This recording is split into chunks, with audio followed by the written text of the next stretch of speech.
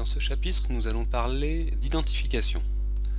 Alors, l'identification, on dit aussi parfois l'authentification, donc c'est un petit peu différent, mais c'est à peu près équivalent, c'est à peu près synonyme. Je vais rappeler la différence, vous donner la différence, même si par la suite on jonglera un peu entre les deux termes. L'authentification, c'est la procédure qui consiste pour un système informatique à vérifier l'identité d'une personne ou d'un ordinateur, afin d'autoriser l'accès de cette entité à des ressources système, réseau, application.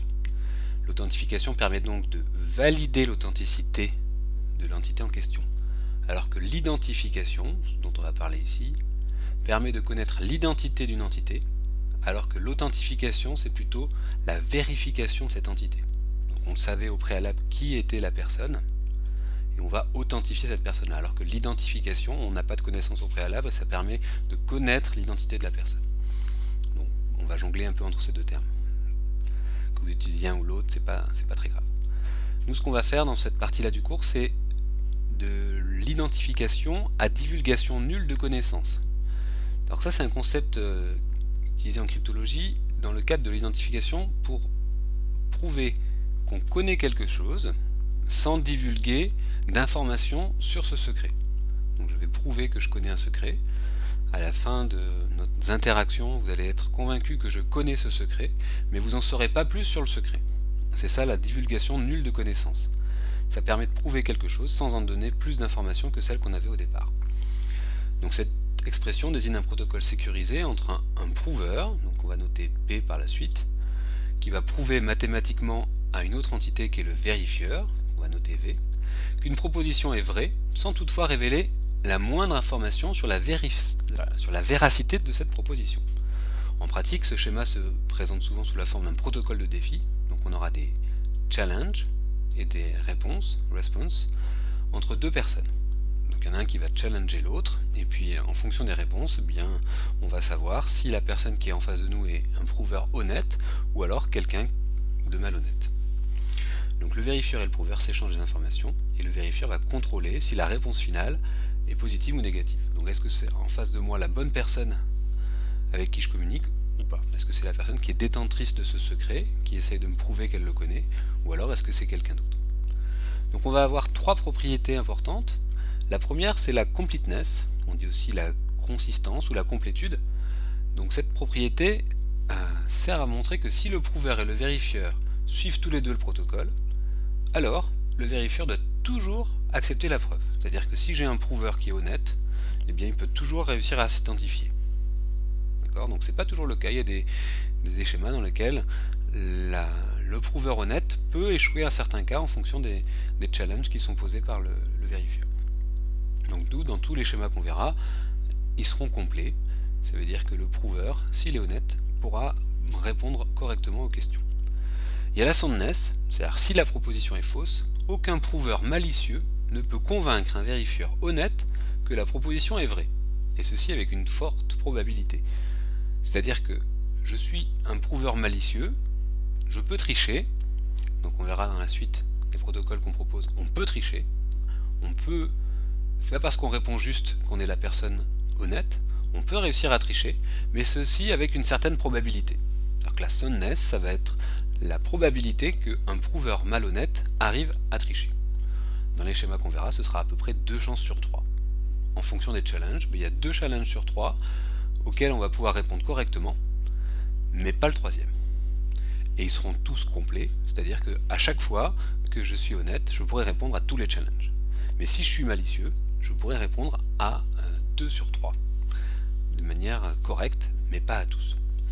Et enfin, le dernier point qui va nous intéresser ici, c'est le zero knowledge, c'est-à-dire que je ne vais pas divulguer de connaissances sur mon secret. C'est-à-dire que je vais interagir en tant que prouveur, je connais ce secret, j'interagis avec la personne, mais je ne vais pas lui donner la moindre information sur ce secret, autre que celle qu'il avait déjà au départ. Le vérifieur n'apprend de la part du prouveur rien de plus sur la véracité de la proposition, il n'obtient aucune information qu'il ne connaissait déjà, et si le vérifieur ne suit pas la procédure, cette définition reste valable aussi longtemps que le prouveur suit la procédure. C'est-à-dire que même si le vérifieur essaye de tricher en posant des questions autres que celles qui sont prévues par le protocole, eh bien il en retirera aucune information de ma part sur mon secret. Donc les deux premières propriétés sont les mêmes, qui servent à définir ce qu'on appellera parfois dans la littérature un système de preuve interactive, où on a un système de challenge-réponse, qui est un concept plus général, mais nous on restera dans les cas d'identification à divulgation nulle de connaissances, donc divulgation zero knowledge, entre un prouveur et un vérifieur, et à chaque fois on aura une probabilité de triche, donc une soundness, qui sera pas égale à 0 ni à 1, c'est-à-dire qu'on ne pourra pas tricher de manière certaine à tous les coups, ça ne fonctionnera pas, sinon ça n'aurait pas de sens. Donc le premier schéma que je vais vous présenter, c'est le schéma qui a été proposé par Jacques Stern en 1993. Donc c'est un schéma à divulgation nulle de connaissances sur plusieurs tours. Donc là je vais vous présenter un seul tour, mais comme on peut tricher, on va devoir répéter ce protocole plusieurs fois pour que le vérifieur soit convaincu que la personne en face de nous est bien celle qui connaît le secret. Donc on est toujours sur le problème de cryptographie basé sur les codes, donc on va toujours être sur le problème du décodage par syndrome, donc on va avoir une matrice aléatoire binaire H, comme d'habitude, de taille n moins k fois n. Mon secret, ce que je vais devoir essayer de prouver que je connais au vérifieur, ce sera un vecteur E de poids t tel que HE égale S, donc là on est toujours dans les mêmes problématiques. On va donner de manière publique H et T, ainsi que S, qui sera public. Et chaque utilisateur va tirer un vecteur aléatoire E, de longueur n et de poids t, qui sera la clé privée. Et il va réussir à prouver qu'il est la personne qui connaît ce vecteur E de poids n, de longueur n et de poids t. Et c'est le seul à pouvoir faire ça, parce que connaissant S, H et T, le poids de l'erreur, eh bien on ne peut pas retrouver le E. C'est un problème qui est difficile. Donc si j'arrive à prouver que je suis celui qui connaît ce vecteur-là, eh bien on pourra m'identifier, savoir que je suis bien la personne que je prétends être. Donc on a une clé secrète qui est E, et des clés publiques, des paramètres publics qui sont S, H et T. Donc le prouveur, Alice, va prouver à Bob, le vérifieur, qu'elle connaît bien le secret, c'est-à-dire qu'elle connaît bien ce E, là, sans le divulguer, et en divulguant aucune information sur ce secret. On utilise en revanche un nouveau concept afin de minimiser la quantité de données transmises, c'est le concept d'engagement. On va voir que dans une première étape, pour pouvoir envoyer peu d'informations entre Alice et Bob, entre le prouveur et le vérifieur, on va calculer un engagement, ça va être un haché de quelque chose. Sn, c'est le groupe symétrique, c'est l'ensemble des permutations sur n éléments. Donc Sn, c'est l'ensemble de toutes les permutations sur n éléments. Donc il y a n factoriel éléments dans cet ensemble, et nous on va en choisir une aléatoirement. On va faire ce protocole sur petit r tour, donc là je vais vous présenter un seul tour, mais pour avoir un bon niveau de sécurité, il faudra répéter ce protocole un certain nombre de fois, puisque un prouveur malhonnête, malicieux, tricheur, va pouvoir réussir avec une probabilité de 2/3 à tromper le vérifieur. Alors comment ça marche? Donc là il faut bien comprendre chacune des parties. La première étape, par le prouveur, va être de calculer toutes ces valeurs-là. Y, quand on met un $, ça veut dire qu'on tire une valeur aléatoire dans l'ensemble f2 puissance n. Donc il va tirer un vecteur de longueur n aléatoire binaire. Il va tirer une permutation aléatoire, sigma, de l'ensemble des permutations sur n éléments. Donc une permutation, ça peut se représenter par une matrice qui a un seul 1 par ligne et par colonne. Donc en tout cas, on peut stocker une permutation en mémoire assez facilement. On va calculer ces trois committements-là. 1, 2, 3. Commitment ou engagement. Commitment, c'est le terme anglais, donc j'en parlerai peut-être parfois, je jonglerai entre les deux. Donc c'est des choses qui engagent le prouveur sur la valeur de son secret et sur la valeur des paramètres qu'il a choisis. Donc il va calculer le haché de la permutation qu'il a tirée aléatoirement, concaténé avec le produit h fois y transposé. Y, c'est un vecteur aléatoire de taille n, il n'a pas forcément t position non nulle, il est quelconque, et on calcule ce produit hy, on concatène avec sigma et on fait le haché de ce truc-là. Donc le haché, c'est entre 100 et 160 bits, on utilise une fonction de hachage qui est connue, par exemple SHA-3, SHA-1, SHA-2, SHA-256, n'importe quoi. En tout cas, c'est quelque chose qui est public, c'est une fonction de hachage qui va être sûre, donc résistante aux collisions, préimage, seconde préimage, toutes les propriétés que vous avez vues dans votre cours de cryptographie, donc tout le monde connaît ce hash. Moi seul, en tant que prouveur, je connais sigma et y que je viens de déterminer de manière aléatoire et je calcule cette première valeur-là, C1. Je vais l'envoyer au vérifieur avec deux autres valeurs. La deuxième valeur, c'est C2, qui est le haché du permuté de y. Donc j'ai pris mon y aléatoire, je le permute grâce à ma permutation aléatoire sigma. Et enfin, je calcule sigma de y plus e. Donc y est sur n bits, e c'est mon secret qui est sur n bits et de Poitet, donc y plus e ça va être un vecteur aléatoire sur n bits, et je vais le permuter grâce à sigma et calculer son haché. Donc je calcule ces trois valeurs là que j'envoie au vérifieur. Donc première étape, j'envoie ça au vérifieur. Ce vérifieur il va calculer un challenge aléatoirement, il prend une valeur 0, 1, 2 et qu'il envoie au vérifieur, pardon, au prouveur. Le vérifieur envoie ça au prouveur. Donc là il y a trois cas, soit il a envoyé un 0, soit il a envoyé un 1, soit il a envoyé un 2. Premier cas, il a envoyé un 0. Donc dans ce cas-là, le prouveur va envoyer deux valeurs, P1 et P2. P1, ce sera la permutation sigma, qu'il enverra sous forme d'une matrice, ou alors il enverra une graine qui a permis de générer cette permutation aléatoire. Bon, en tout cas, il envoie quelque chose au vérifieur qui va permettre de reconstruire ce sigma. Pareil pour Y. Et le vérifieur va calculer à ce moment-là, quand il a reçu sigma et y, il va pouvoir vérifier C1, parce que C1 c'est le haché de la première valeur qu'il a reçue, concaténé avec grand H, donc la matrice H qui est publique, d'accord, qui est bien ici, qui est publique, donc tout le monde la connaît, il peut la prendre de manière publique et calculer le produit H avec P1 de T, P1 transposé, P2 transposé, pardon. Donc il calcule le haché de ce truc-là, d'une part, donc ça si ça correspond bien à C1, et bien déjà, il peut vérifier ça, valider que C1 a été calculé de manière honnête. Et enfin C2, où il fait le haché de P1 de P2. P1 c'est sigma de Y. Et en faisant H de sigma de Y, il vérifie bien C2. Par contre, il ne peut pas du tout vérifier C3, parce qu'il ne connaît pas E, c'est le secret, donc il ne peut pas calculer le haché de sigma de Y plus E. À partir de sigma de Y, ben, il ne peut rien faire pour retrouver sigma de Y plus E. Donc il peut vérifier C1 et C2, mais pas C3. Dans le deuxième cas, si B vaut 1, il va envoyer P1, qui est sigma, P2, qui est Y plus E, et à ce moment-là, il va pouvoir vérifier.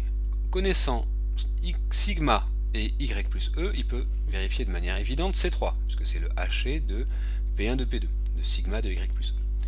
Il peut aussi vérifier C1, en prenant le haché de P1, donc qui est sigma ici, fois H fois P2 transposé. Donc H fois P2 ça fait HY plus E transposé, c'est HY plus HE.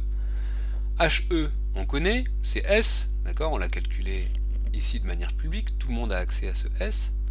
Donc comme il le connaît S, il peut faire HP2 transposé XOR S.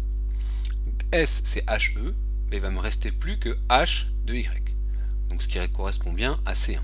HY transposé, c'est bien égal à cette valeur-là. Je vous laisse vérifier ça. Par contre, il ne peut rien faire sur C2, puisqu'il ne connaît que Y plus E. Donc il ne peut pas retrouver Y, et il ne connaît pas du tout Y, puisqu'il ne connaît que le haché de sigma de Y. Donc il n'a aucune information sur Y. Et heureusement, parce que s'il avait de l'information sur Y, connaissant Y plus E, paf, il pourrait retrouver E. Et c'est ça qu'on ne veut pas, parce que E c'est mon secret. Et enfin, troisième cas, si le vérifieur a envoyé B égale 2, ben le prouveur va envoyer sigma de Y et sigma de E. À ce moment-là, le vérifieur pourra vérifier C2, qui est le haché de sigma de Y, en prenant le haché du P1 qu'il aura reçu. Comme sigma de Y XOR sigma de E, c'est égal à sigma de Y plus E, parce que le permuté d'une somme, c'est la somme des permutés, et bien il peut directement vérifier C3, qui est le haché de P1 XOR P2. P1 XOR P2, ça fait bien sigma de Y XOR sigma de E, ça fait sigma de Y plus E. Par contre, il ne peut pas du tout vérifier C1, parce que s'il pouvait vérifier C1, ça veut dire qu'il serait en connaissance de sigma et de Y. S'il connaît sigma, ben, connaissant sigma et sigma de E, il retrouverait E. Donc ça n'irait pas. Donc là, il sait que la personne a utilisé le bon E. Mais il faut bien que ce E soit de Poitet. Parce que sinon, on a vu en exercice qu'il y a plusieurs façons simples de trouver un E qui ne soit pas de Poitet qui vérifie ça. Donc il est important de vérifier à la fois que HE transposé égale S, d'une part, et que E est bien de Poitet. Et donc c'est dans cette troisième étape, c'est dans le cas où B égale 2 qu'on vérifie que le poids du permuté de E est bien égal à T. Et donc là on ne révèle pas d'informations sur sigma de E, on ne révèle pas d'informations sur E, puisque E on savait qu'il était de Poitet. Donc en le permutant, en donnant la valeur de sigma de E, on n'a pas plus d'informations sur E. Et on n'a pas d'informations sur sigma non plus. Heureusement, parce que si on avait de l'information sur sigma, on pourrait retrouver Y, et ça non plus, on ne veut pas que ça soit possible. Donc on voit que dans chacun des cas, B égale 0, on vérifie C1, C2, B égale 1, on vérifie C1, C3, B égale 2, on vérifie C2, C3. Dans chacun des cas, on peut vérifier 2 des 3 commitments, mais on ne peut pas vérifier les 3. Et si on pouvait vérifier les 3, ben on déduirait l'information sur le secret. Donc ça, on ne le souhaite pas. Par contre, la personne qui ne connaît pas E, elle peut tricher. Donc ça, on va le voir en exercice, que pour chacun des cas, même si B égale 2, il aurait pu tricher au préalable en choisissant un E qui ne satisfasse pas cette relation-là. En tout cas, dans chacun des cas, il peut tricher avec une probabilité de 2 tiers. C'est-à-dire qu'il peut se préparer à répondre à B égale 0 et B égale 1, mais si B égale 2, il se trompera. Il peut se préparer à répondre à B égale 1 et B égale 2, à ce moment-là, si B égale 0, il se trompera. Et enfin, il peut se préparer à répondre à B égale 0 et B égale 2, mais si B égale 1, il se trompera. Donc il peut préparer ses commitments, les valeurs d'engagement ici, en espérant avoir comme réponse B égale 0 ou B égale 1, mais il échouera dans un des 3 cas. Donc il pourra tricher avec une probabilité de succès de 2 tiers. Donc pour avoir une sécurité de 2 puissance 80, il faut qu'il fasse ça pendant 150 tours. Parce que 2 tiers puissance 150, ça fait à peu près 2 puissance 80. Donc ça veut dire qu'il va répéter à chaque fois le tirage aléatoire d'un Y, le tirage aléatoire d'un sigma, le calcul de C1, C2, C3 pendant 150 tours. Donc la norme ISO IE machin truc nous dit que si on a une sécurité de uniquement 2 puissance moins 16, c'est-à-dire que la personne elle a eu une chance sur 2 puissance 16 de tricher sur ce protocole, c'est-à-dire qu'elle réussit à répondre correctement à tous les tours, eh bien on suppose que c'est quand même sûr. Donc en s'arrêtant à 28 ou 56 tours en fonction de la norme, on garantit quand même un certain niveau de sécurité sur la probabilité de succès de sa triche qui est quand même très faible. La clé publique, qu'on ne transmet pas, qui n'est pas du tout dans l'interaction entre le prouveur et le vérifieur, était assez grande. C'est la taille de la matrice H, plus la valeur de S et de T, qui faisait à peu près 200 000 bits quand Stern a proposé son schéma pour la première fois. Donc ça c'est un peu un point négatif de cette construction, mais on voit que les informations qu'ils échangent entre le prouveur et le vérifieur, elles sont petites. On a 3 fonctions, enfin 3 hachés, on a des permutations aléatoires et un vecteur aléatoire, donc dès qu'il y a de l'aléa, on n'est pas obligé d'envoyer l'intégralité de l'aléa, on peut envoyer juste la source de l'aléa, une graine, et ça permet de réduire drastiquement la quantité d'informations transmises, et du coup on peut avoir une authentification, ou une identification dans ce cas, qui soit très peu coûteuse, en termes d'échange d'informations. Donc ça c'était le premier protocole, qui était proposé en 93 par Jacques Stern, basé sur la fonction H, de parité d'un code, mais ici H elle est complètement aléatoire, on n'a pas besoin de décoder nulle part, donc on peut prendre une matrice complètement aléatoire. En 93, donc un peu plus tard, 2 ans après, Pascal Véron a eu l'idée de proposer une version duale qui, au lieu d'utiliser la matrice de parité, utilise la matrice génératrice. Donc on a vu que Michaelis avait proposé une matrice génératrice pour faire du chiffrement, Niederreiter avait proposé un dual avec la matrice de parité, bien là pour l'identification ça marche un peu pareil. On a eu Stern qui a proposé avec la matrice H, Véron a proposé quelque chose un peu équivalent avec la matrice G. Donc là, on va se placer à peu près dans le même contexte, on a des entiers positifs comme paramètres, on va prendre un vecteur M binaire de longueur K qui va être mon secret, un E de longueur N et de Poitet qui va être mon deuxième secret, puisque pour la version duale, on a calcule MG plus E, et on donne le C correspondant, donc on a 2 valeurs secrètes, c'est M et E, et on donne de manière publique C et le poids de E. On a aussi une fonction H de hachage qui est aussi publique, et G c'est la matrice génératrice, ici ce sera une matrice aléatoire de K ligne et N colonnes, donc on est toujours dans le même contexte, binaire de rang K. Bon. Donc je garde secret M et E, et je vais prouver au vérifieur que je connais ce M et ce E qui satisfont cette relation-là. C égale MG plus E, et en plus que mon E est bien de Poitet. Pareil, on va avoir une phase de commitment où on va engager des valeurs, on va les envoyer au vérifieur qui va nous envoyer un challenge, et en fonction de la valeur de ce challenge, eh bien on pourra vérifier telle ou telle valeur. On va revoir en détail cet exemple-là. On va le faire pas à pas. Donc premièrement, je calcule le haché de ma permutation. Donc j'ai généré une permutation aléatoire. Donc ça peut être une matrice qui a un seul 1 par ligne et par colonne. En tout cas, je hache ma permutation aléatoire sigma. Je construis C1 que j'envoie au vérifieur. Je lui ajoute C2 qui est le haché de sigma de U qui fait kbit plus M qui est mon secret. Donc kbit plus kbit ça fait kbit fois G. Donc là je fais des combinaisons linéaires des lignes de G. Je permute, paf, et j'envoie ça C2 au vérifieur.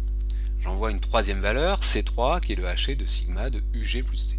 U, c'est un vecteur aléatoire de kbit, donc UG, c'est combinaison linéaire de cette ligne. C, c'est public, tout le monde le connaît, donc je fais UG plus C et j'envoie ça au vérifieur. Donc on voit qu'il n'y a pas de l'utilisation de E ici, de manière directe, mais il est implicite un petit peu quand on utilise C. On va voir ça après. Donc j'envoie ça au vérifieur, donc ces trois valeurs partent du prouveur vers le vérifieur. Donc lui il reçoit ces trois valeurs là,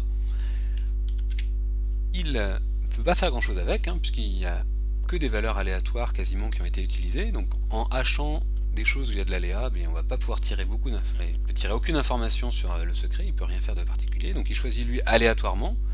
Donc aléatoirement ça veut dire que ça ne dépend pas des valeurs C1, C2, C3 qu'il a reçues, il aurait pu le faire au préalable, il va envoyer 0, 1 ou 2. Et en fonction de cette valeur-là, b égale 0, b égale 1 ou b égale 2, le prouveur va envoyer des valeurs distinctes. Si b égale 0, il va envoyer P1 qui est sigma. Donc s'il a P1, le vérifieur il peut vérifier C1 de manière directe. Il envoie aussi P2. S'il a P2, paf, il peut vérifier sigma de U plus M, G. Puisqu'il a sigma, il a U plus M. G, on rappelle que c'est public. Donc si j'ai sigma, U plus M et G, je peux vérifier ces deux. Si b égale 1, alors pour revenir b égale 0, il ne peut pas du tout vérifier C3 parce qu'il ne connaît pas U, il connaît que U plus M. Donc là il ne peut pas faire grand chose puisque M c'est quelque chose d'aléatoire de longueur K, donc U plus M ne donne pas d'informations sur U. C'est comme un one-time pad, on a masqué le U avec un M, ou on a masqué le M avec un U. En tout cas les deux sont aléatoires. Un est secret, le secret de l'utilisateur, et l'autre est aléatoire et va changer quand on va renouveler le processus. Donc là on fait un seul tour, mais au deuxième tour, le U sera aléatoire encore une fois, donc probablement différent du précédent. Si b égale 1, le prouveur va envoyer P1, qui est sigma de U plus MG, donc à ce moment-là, le vérifieur pourra directement vérifier C2, c'est évident, et il envoie P2, qui est sigma de E. Et on sait que sigma de A XOR sigma de B, c'est sigma de A plus B. Donc en faisant le XOR de ces deux permutations, on obtient la permutation de U plus MG plus E. Et on se rappelle que MG plus E, ça fait C. Donc on a bien sigma de UG plus C. On a UG plus MG plus E, MG plus E c'est C, donc paf, on vérifie directement ces trois. Il faut aussi vérifier que E est bien de Poité. Donc pour vérifier que E est de Poité, on prend le P2 qu'on vient de recevoir et on vérifie que ce P2 est bien de Poité, que sigma de E est bien de Poité. Enfin, si b égale 2, alors je reviens, pour b égale 1, on ne peut pas du tout vérifier C1, parce que si on pouvait vérifier C1, ça veut dire qu'on connaîtrait sigma, et si tu connais sigma, tu peux retrouver E. Et ça, on ne veut pas. On ne veut pas divulguer la moindre information sur nos secrets, qui sont M et E. Si b égale 2, le prouveur va envoyer deux valeurs, P1 et P2, donc P1 c'est sigma, c'est la permutation, donc s'il envoie P1, il peut directement vérifier le vérifieur C1, en faisant H de P1. En envoyant P2, la personne va pouvoir vérifier directement qu'il a sigma de UG plus C, parce que C est public, U il vient de le recevoir, et G est public. Donc il peut vérifier C3 en faisant H de P1 de P2 de G XOR C. Par contre, pour C2, il ne peut rien faire, puisqu'il ne connaît pas M, donc il ne peut pas faire sigma de U plus M G. Il n'a aucune information sur ce M là. Donc ce protocole-là a aussi une probabilité de triche de 2 tiers. Il est complet, ça veut dire que si je suis la personne en position de M et de E, je peux répondre correctement à tous les challenges, mais par contre la soundness n'est pas de 0. On peut tricher avec une probabilité de 2 tiers. Enfin, je vais vous présenter un troisième protocole, que je suis assez fier. C'est le protocole de Querelle, donc c'est moi qui ai conçu avec deux co-auteurs, donc Véron et Elius Phi. On a proposé ça en 2010. On voit que dans les protocoles précédents, le point négatif, c'est que la probabilité de triche est de 2 tiers. Donc si on veut une sécurité de 2 puissance 80, il faut renouveler un certain nombre de fois ce protocole. Donc on a envie de pouvoir réduire cette probabilité de triche, que le tricheur puisse tricher qu'avec une chance de 1 chance sur 2 par exemple, ce serait déjà un gain. Là il pourrait tricher avec une chance de 2 tiers, si c'est plus que 1,5, on pourra répéter le protocole moins de fois pour atteindre le même niveau de sécurité. Donc c'est ce qu'on a cherché à faire, à réduire le nombre de tours du protocole pour conserver le même niveau de sécurité. Donc là on va faire pareil que Stern, c'est-à-dire qu'on va se baser sur le problème du décodage par syndrome. On va prendre une matrice aléatoire H, donc qui va avoir n-k lignes et n colonnes. On va prendre un entier T qui sera le poids, et on va donner de manière publique H et T, comme pour Stern. On va tirer aléatoirement un vecteur E de n bits et de poids T, ce sera notre clé privée. Donc lui il est vraiment aléatoire, on ne l'a pas conçu à partir de quoi que ce soit, on l'a pris aléatoirement. Chaque utilisateur va calculer S égale HE, donc je veux calculer mon syndrome associé à mon E, que j'ai choisi aléatoirement, une seule fois pour mon H fixé, et je rende cette valeur publique. Donc tout le monde connaît S, tout le monde connaît H, tout le monde connaît T, mais je suis le seul à connaître E de poids T qui vérifie ça.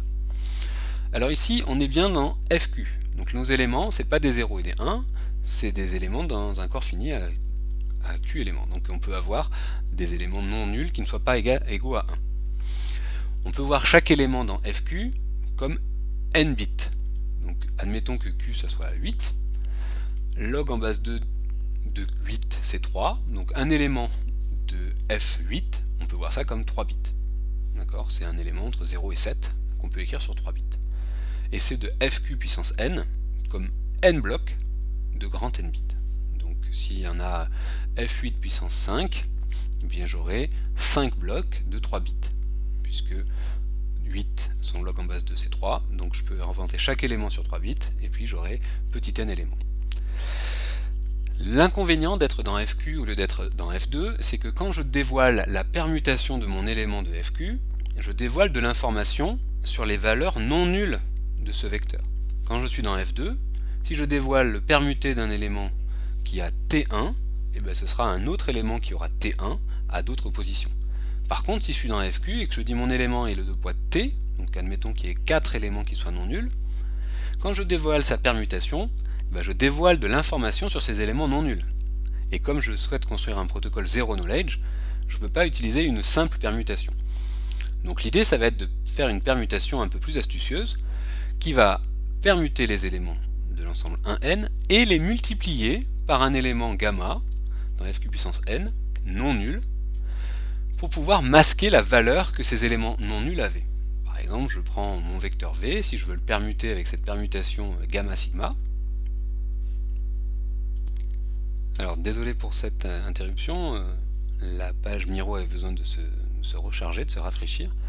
Alors ce que je disais, c'est que je ne peux pas faire une permutation simple sur mes éléments, puisque les éléments non nuls ne sont pas égaux à 1, mais ont une autre valeur. Donc si je dévoile l'information sur cette autre valeur, je dévoile une information que je ne dois pas dévoiler, puisque je veux être zero knowledge, je ne veux pas divulguer d'informations.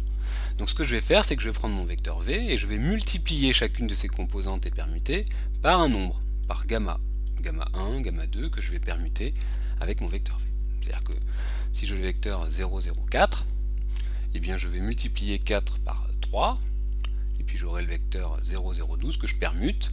La personne qui voit 12, eh bien, elle ne sait pas que c'était un 4 dans mon secret, mais elle sait qu'il y a une position qui était non nulle. Donc elle a la même information qu'avant. Le poids est conservé, mais les valeurs non nulles des vecteurs sont modifiées.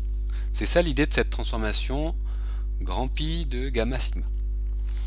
L'avantage de ce type de transformation, c'est que si je multiplie mon vecteur par alpha, eh bien c'est comme si je multipliais le permuté par alpha. Ça, on en aura bien par la suite. Un autre avantage, c'est que le poids de mon permuté, décidément, l'autre avantage, c'est que le poids de mon permuté, c'est le même que le poids de mon vecteur originel. Je peux permuter V avec cette transformation gamma sigma, le poids ne changera pas, puisque je multiplie par des éléments qui sont non nuls. Donc je ne peux pas obtenir de 0 en multipliant mon élément qui n'était pas nul. Donc maintenant, comment se déroule le protocole? Donc je vous spoil un peu la suite. Il a une probabilité de triche uniquement de 1,5, d'accord? Donc c'est pour ça qu'on a pu le présenter dans une conférence. Si on avait réussi à faire que 2 tiers, eh bien on n'avait pas gagné grand chose, mais là on a réussi à avoir une probabilité de triche plus faible, donc c'est là tout l'intérêt. Le détenteur du secret E, il va pouvoir prouver au vérifieur qu'il le connaît bien sans en dévoiler la valeur.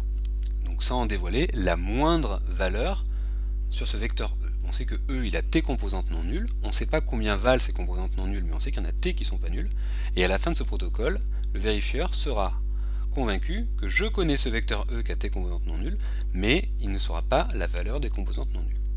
Et ce E, il vérifie bien la relation H fois E égale S. Et il est bien de Poitet.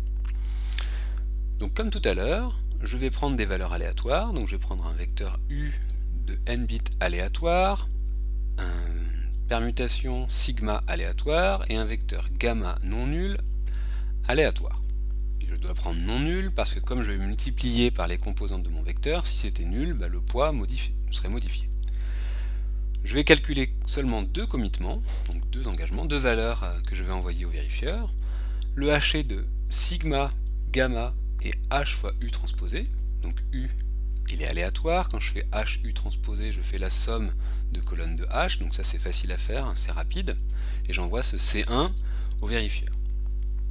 Ensuite, je calcule C2, qui est le haché de cette permutation bizarre où je multiplie les composantes de U par gamma et que je permute par la suite. Et je fais pareil avec mon vecteur E, qui est mon secret. Décidément, je fais pareil avec E, qui est mon secret, et je fais le haché de tout ça. Donc là, j'envoie 100, 160 bits. Bon, la valeur de mon haché, ça dépend du niveau de sécurité que l'on souhaite, mais c'est pas beaucoup de bits, à peu près, disons, 160 bits pour chacune de ces valeurs.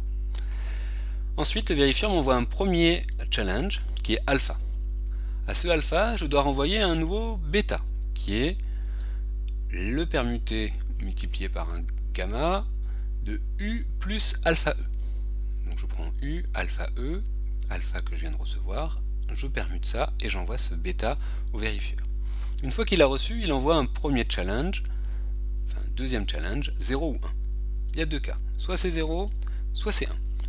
Si c'est 0, je renvoie sigma et gamma, et à ce moment-là, je peux calculer le haché de sigma que je viens de recevoir, gamma que je connais, grand H qui est ici, et je peux faire pi moins 1, parce que je connais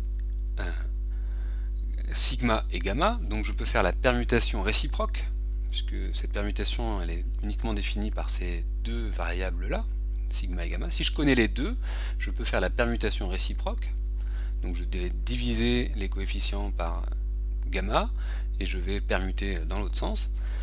Pi moins 1 de bêta. Donc pi moins 1 de bêta, je vais obtenir U plus alpha E. Je vais faire H de ce U plus alpha E, ça fait HU plus alpha HE.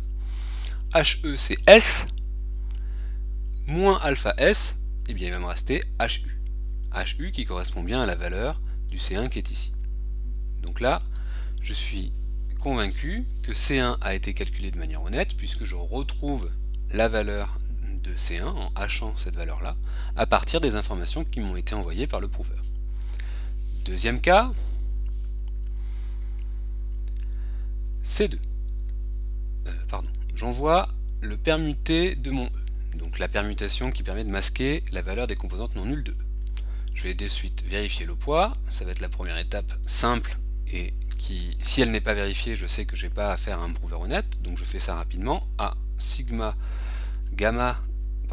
Pi de gamma sigma de E a un poids qui est égal à T, donc maintenant je vais vérifier C2.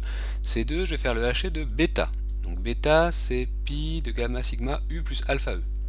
Si je retranche alpha de pi alpha sigma de E, donc là, il va me rester pi de gamma sigma de U, qui est bien la première partie de mon C2.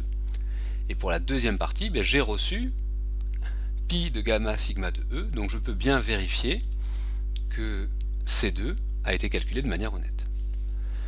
Donc pour ce protocole-là, j'ai une probabilité de triche qui est uniquement de 1,5 au lieu des 2/3 des schémas précédents, donc ça a été un résultat novateur dans ce sens-là.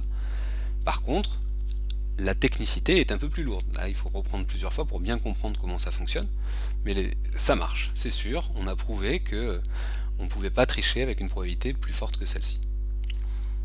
Maintenant, on va passer aux exercices où on va prouver que cette probabilité de triche est bien de 1/2. Fin de cette vidéo.